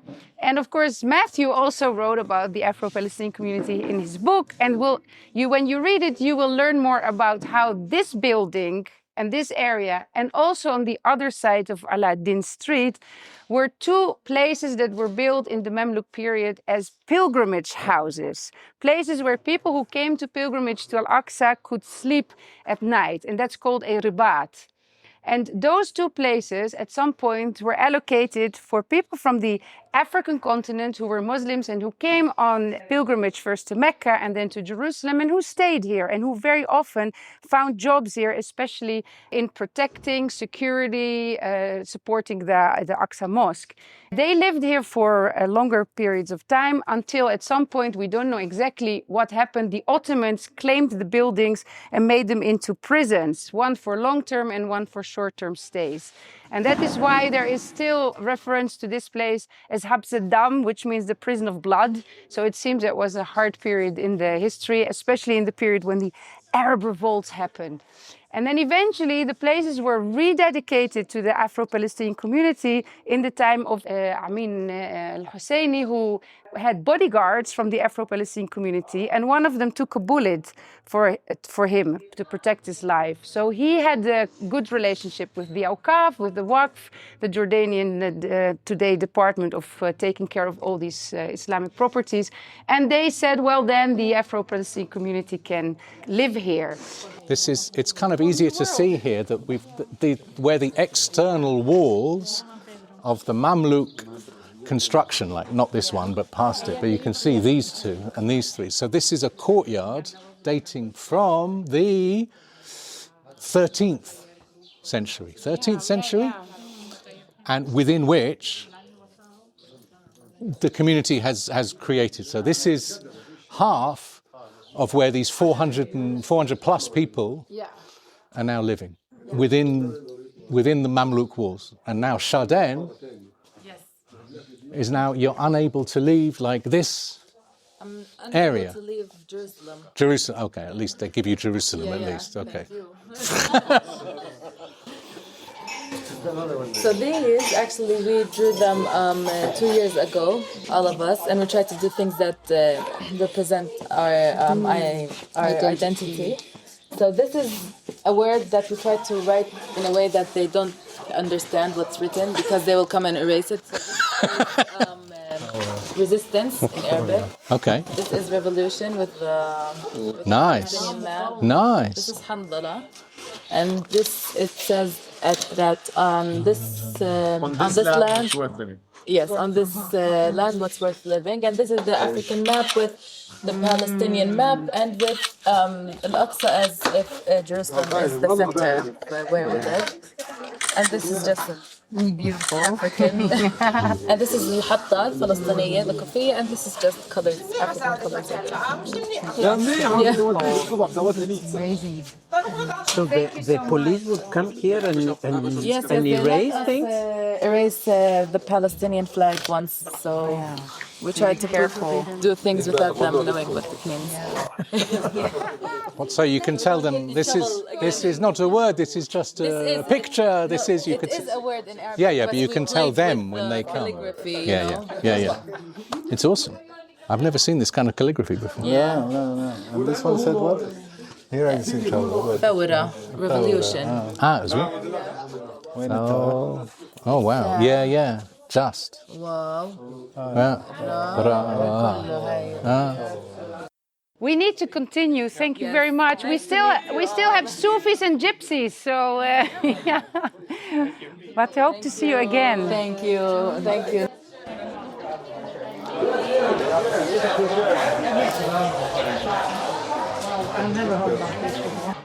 Right, we have two more communities to talk about on our tour. The Sufis. Oh, actually, It's the Sufis and the Gypsies. And the Sufis will spread out between the Afghaniya and hopefully the Indian hospice we can enter. Although it's going to take little time, but it's something very special to see. And then I will speak about the Gypsies when we are there, because we're not really going to go through the neighborhood where they live, because it will be too much. You can't do everything. Matthew joined one of the meetings here at this Zawiya, the Afghaniya Zawiya. And I hope you're going to tell us a little bit about that experience. And we are going to listen maybe a little bit to what that sounds like. Okay, but try. first, you I'll try. you tell us, because you've been inside there. What does it look like? I mean, I'll try and explain what it looks like, but what's the basis for this little section of the tour? Before even I get to that, I'm just going to say one brief addition, which is that, as Christelle said to me, like when we were sitting drinking coffee, the key job of a tour guide is to figure out what to leave out. Because there's too much. There's whatever you're doing, whatever subject, whatever city, but especially this city, and especially these subjects, you could spend a lifetime doing a walking tour. You could walk your legs down to the bone and you would not see, certainly not see everything, and not even see a fraction. So I want to just make it clear that the communities that we're seeing today are outnumbered tenfold, 100-fold by the communities that we won't have time and are not able to see today. And some of them are within the walls and some of them are outside the walls. Some of them are indigenous and some are not. Obviously, we have representatives from European countries here, but you can think about the German influence in Jerusalem, the Swedish influence in Jerusalem, the American influence in Jerusalem. These communities also have a value, and they also have their own stories and their own additions, like the Armenians and like the Syriacs and like the Africans, to the mosaic, the tapestry, or whatever metaphor you want to use to describe Jerusalem. So it's just to make a little sort of mental note that it's not like this is comprehensive. We're missing out a lot. And some of the things that we're missing out are represented by people who are in our community today as well. Anyway, crikey, I feel very, very underqualified to talk about the Sufi, the significance of Jerusalem in Islamic mysticism. Of all people. I don't know, even Yazid, you could do... Go on, you're much better than me at doing this. I'm not a Sufi and I'm not a Jerusalemite and I'm not... I'm not Sufi, I just know a little bit. As far as we know, there was six Sufi corners in Jerusalem. This is the only one that continued till today, working. Many of them, they were closed. Like Mavlavi's one, we didn't pass next to it, but there's another one called the Mavlavi's next to Jerusalem. There is the Bukhari one just behind on the next street. But what's the basis? First of all, what is Sufism? Again, and why is Jerusalem important in Islam? Sufism have I still remember nice definition, modern definition that Ali Jadda from the Afro-Palestinian community gave one, and he called them the only exotic, sexy Muslims for white European. He's not wrong. It's right. It's right. Sufism focus, between Islam, Sufism were the first to focus more in the spiritual Islam, and they didn't follow the practice very strictly, and they focus more on the spiritual one. Of course, the pace is very clear when we talk about spiritual and Jerusalem, for Muslims, so the connection is very clear. Ghazali is one of the most famous Sufis. He came to Jerusalem. He wrote, as far as I know, he wrote part of his books even in Jerusalem. He was living in the rooms where the Golden Gate is. If you look at the Golden Gate, there are two domes, small domes above the sealed Golden Gate. His rooms were under these domes. Traditionally, this is where Ghazali, who is a 11th century Islamic theologian, lived and worked in Jerusalem just before the Crusaders, the last few years before the Crusaders killed everyone. In the last 150 years, as far, as we read and we asked many people why, in Jerusalem, like Sufism just disappeared, like slowly, and only one corner from 6 stayed, like alive. Many of the Sufis weren't accepted a lot, like by other, like type of Muslims, especially like Mawlavis, One of the Mawlavis are the whirling dervishes. This is the order within the brotherhood, if you like, within the Sufis, who focus on connection with Allah through spiritual means, and their connection with Allah is by whirling and whirling and whirling. So this is familiar, I think, to Europeans, especially from Turkey, where the whirling dervishes with their huge skirts as they whirl around, you whirl yourself into a trance by which then you achieve a greater connection with the divine. You're literally high. So also the Mawlavis, or the Mawlawis in Arabic, had a lodge like this one, just over here, a few streets over. Yes. And, but the mosque, as far as, I know, the mosque who were, not accepted a lot in Jerusalem, it's not a complete group. They call themselves the followers of Hallaj. Hallaj is one of the Sufis from Iraq that he was killed. And Hallaj took spiritual Islam completely to a different level, that he reached a level when he mainly, when everyone, went against him, he said, if you cannot go to Hajj, to Mecca, and go around the thing, it's more about the concept, is not about the stone and the flags. So clean around your house from the dirt and do the whole Hajj thing around your house.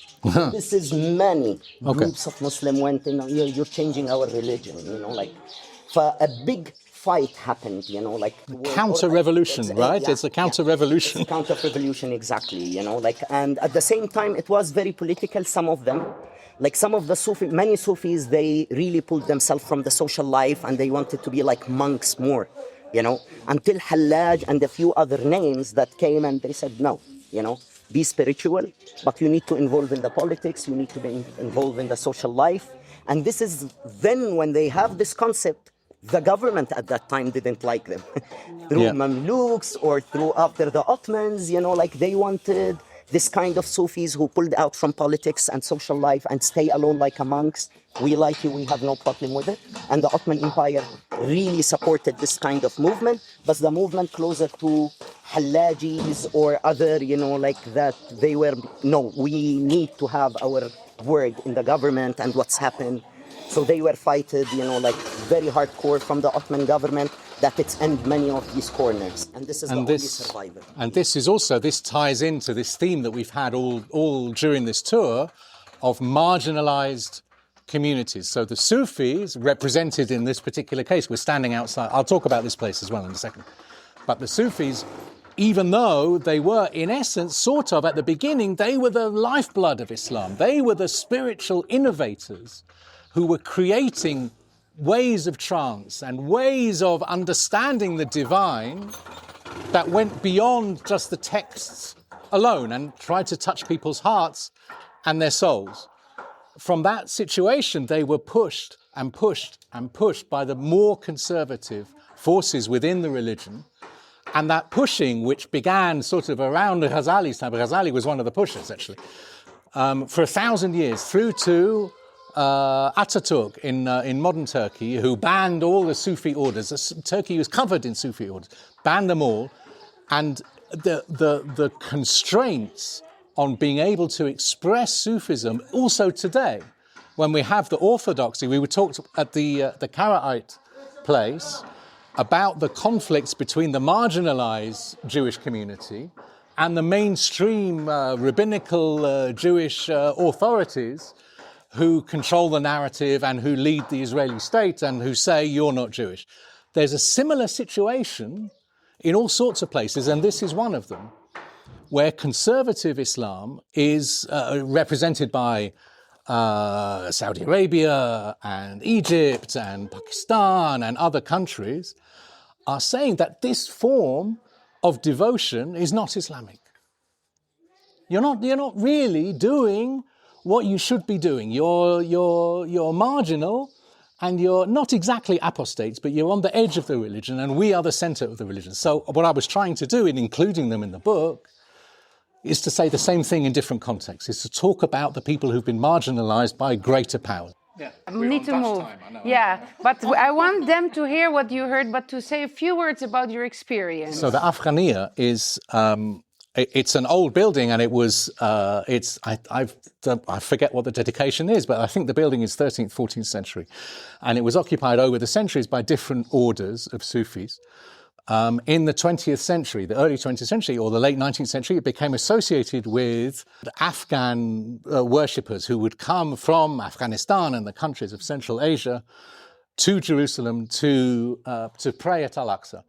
And so it became known as the Afghania because of that Afghan connection. So inside, there's also, I should say, built on the other side, like back to back, is another Zawiya, another Sufi institution called the Bukhariya or the Naqshbandiya, which is associated with another brotherhood, another order within Sufism. But they were built back to back. They created this sort of little community of people who originated from Afghans and Tajiks and Turkmen and Uyghurs and Uzbeks and all these this area of Central Asia. So you go inside. There's a courtyard. It's a pity that we can't see it. There's quite a wide courtyard with trees in the middle. Around the edge of the wall are 11 small sort of cells, sort of monkish cells. On this side, this is a mosque. There's a mosque on an upper level and a gathering hall on a lower level. But the main thing that binds Sufis together across the different brotherhoods, the different orders, are these types of devotion to bring you closer to Allah through trance. Some do it through music, some do it through whirling, and some do it through chant and repetition of chant. And there's a ceremony called the zikr or vikr, which is centered on a key Sufi idea that you remember God. You remember God every minute, every second of every day in your life, whatever you're doing. And the dhikr, the ceremony of the dhikr, is designed to and allow you to remember. And it used to be, there was a great traveller from Turkey, Evliya Çelebi, who visited Jerusalem in the 1700s. He counted 70 of these lodges. And he said the dhikr happened every single night in Jerusalem, every night. Now it doesn't happen every night. The last time I was here and dealing with the Afghania, it was once a week. And it may not even be that anymore. This is a whole aspect of Jerusalem's identity and history and spirituality, which is draining and draining and draining away. Anyway, I was very lucky that I found out which night they were going to do the dhikr. And I was here and I joined, and there's a circle. It's all men, which is also not exactly attested to. Women have joined the dhikr in different places at different times.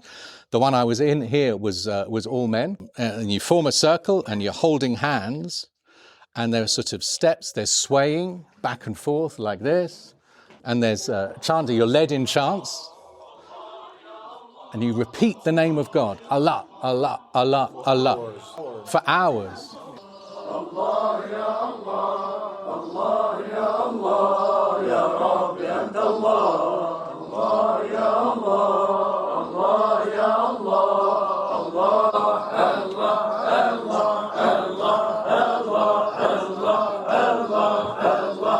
Allah, Allah. Night, in the Jerusalem night, just inside this courtyard, holding hands in a ring.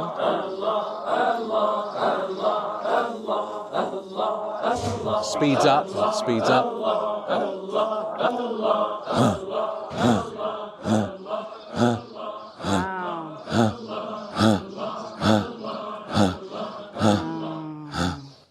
I'm very, very lucky. I've been to other dhikr in Cairo and other places, in Aleppo as well. They're utterly, utterly transforming, extraordinary experiences. And I'm not Muslim or Sufi or anything. Put in your mind, man, something very important, about Sufism. I know I heard it from someone who's more leaning to.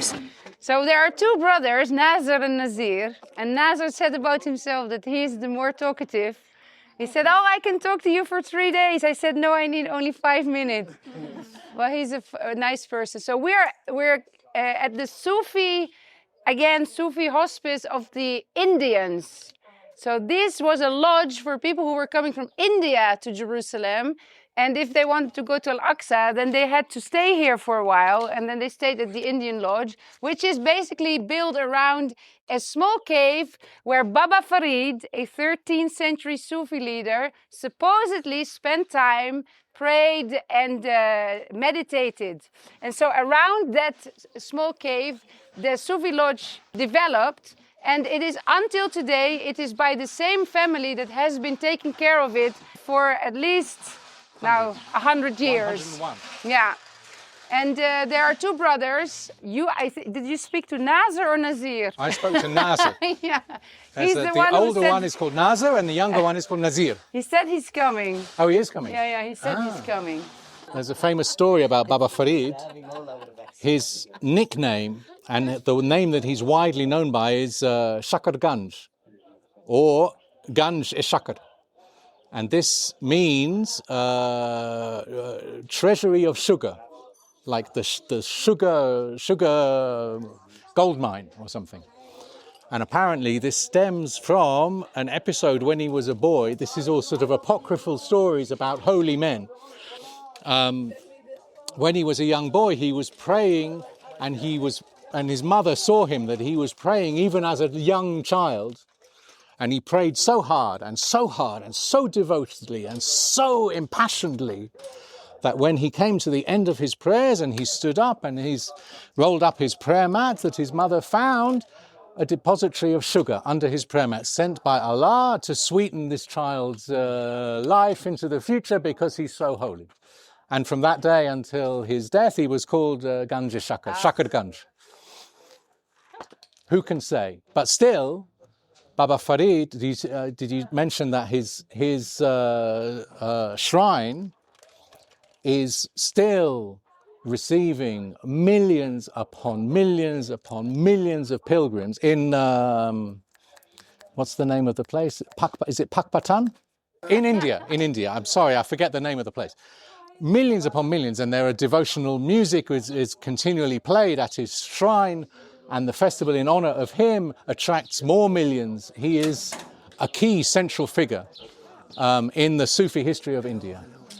Wow.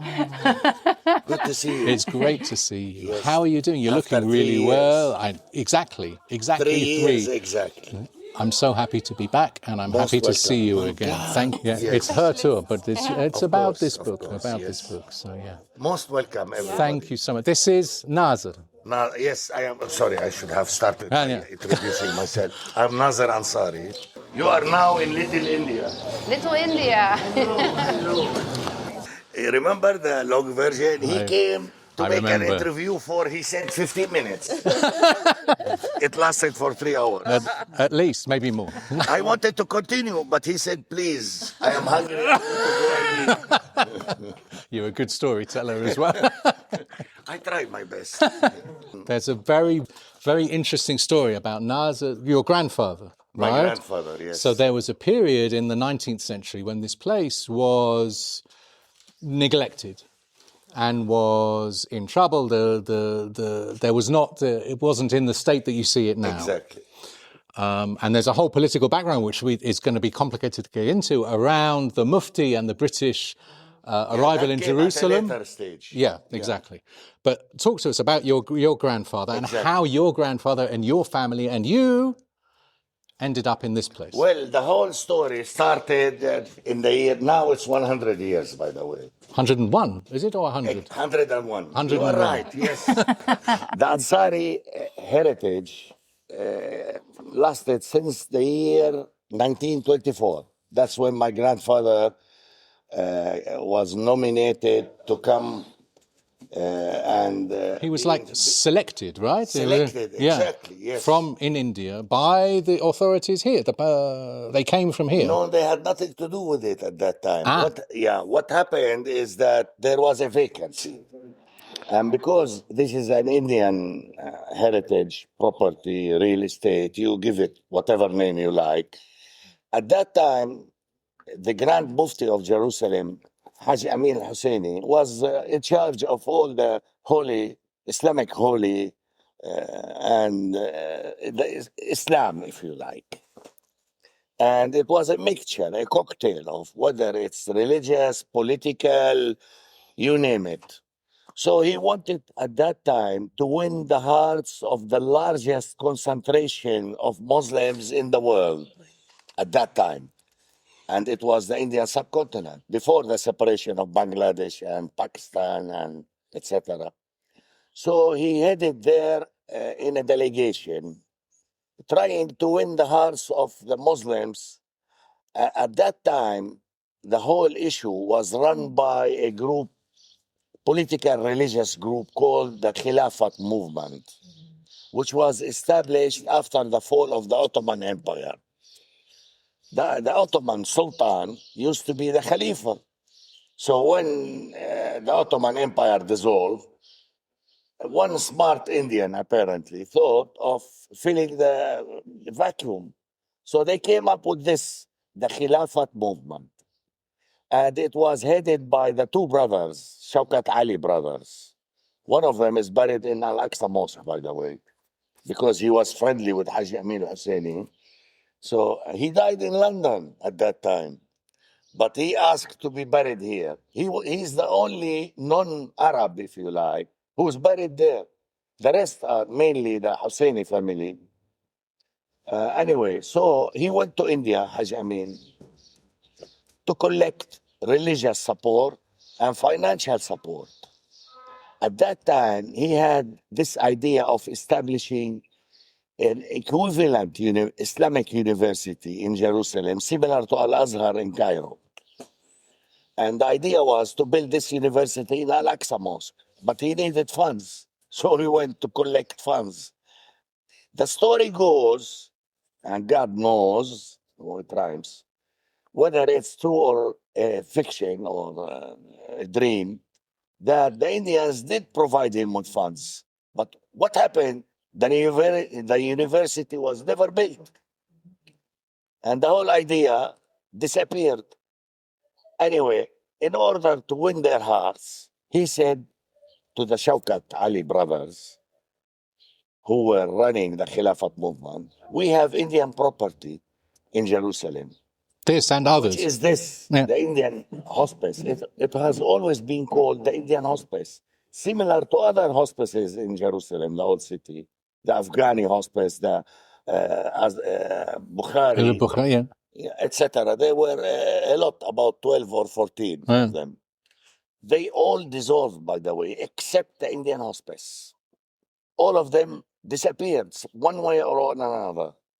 Without getting into details, the only hospice that survived, the Muslim hospice, because there are Christian hospices also, like the Austrian hospice and the Russian. And the Lutheran and Anyway, so he asked for the Shaukat Ali to nominate somebody to come to Jerusalem to run the Indian hospice. They nominated my grandfather, who happens, I'm carrying his name also, Nazir. His name was Nazir Hassan. And he was a member of the Khilafat movement. That's why they nominated him. This started in the year 1924. Since then, the Ansari family has been running the Indian hospice.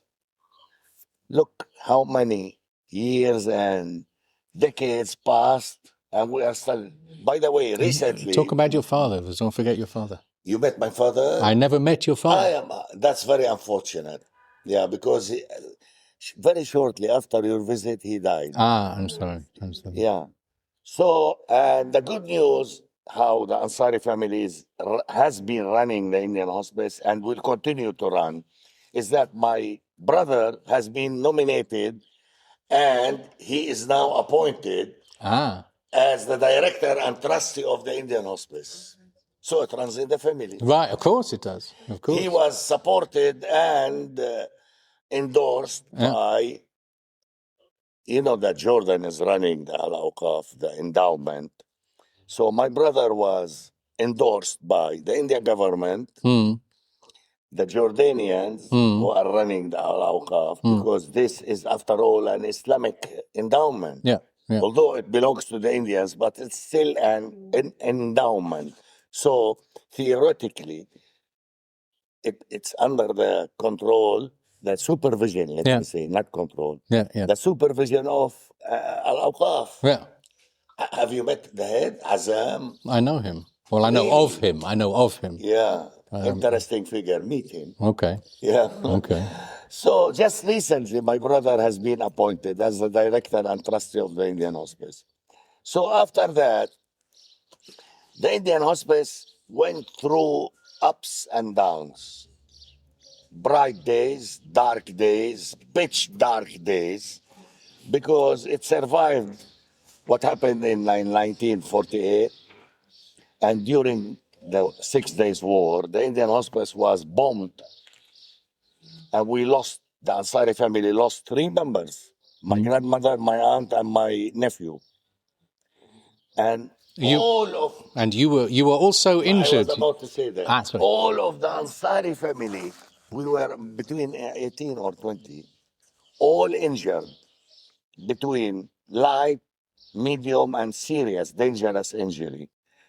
And when the Israeli army entered, believe it or not, who rescued us was the Israeli army, because it seems that there was a mistake. So they took us to the only hospital nearby, and guess where was that?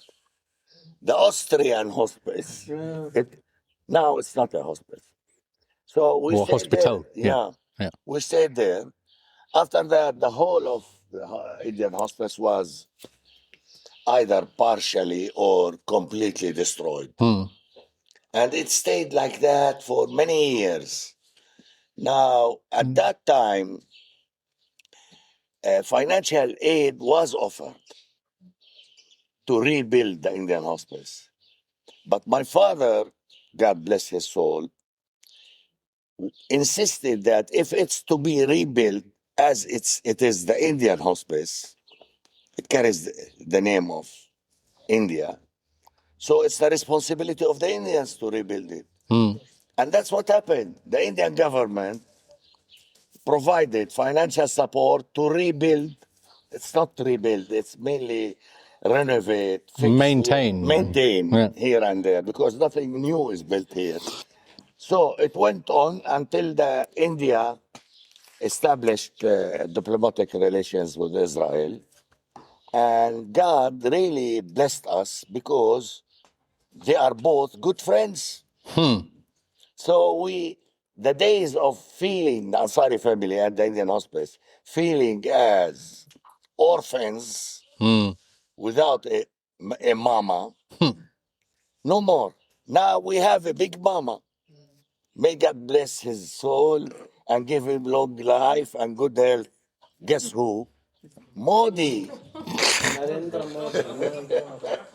Modi, he came, by the way, and visited Israel twice. And that's a topic that I wanted to mention. You have a lot of diplomats here as well. So. Yeah, we will have a look at the photographs. So Modi came twice. First time to Israel, and they are good friends, Bibi and Modi. They are like this. Yeah. And that's good news for us, the Ansari family, because we have now a back support. Anyway, so explain. So what's because I remember we talked about nationality and how you're not the family is not the same as Palestinians. No, we are Indians. You're Indians. All of the Ansari family with the passport and the nationality. Of course, we are still Indians. Yeah. Yeah. My father resisted the temptation, huge temptation, during the days. By the way, the Ansari family started with British passports. We were British subjects.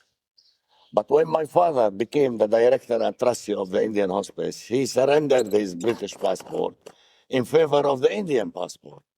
And that's how the Indian Hospice survived, because it's the Indian Hospice run by Indians, not locals.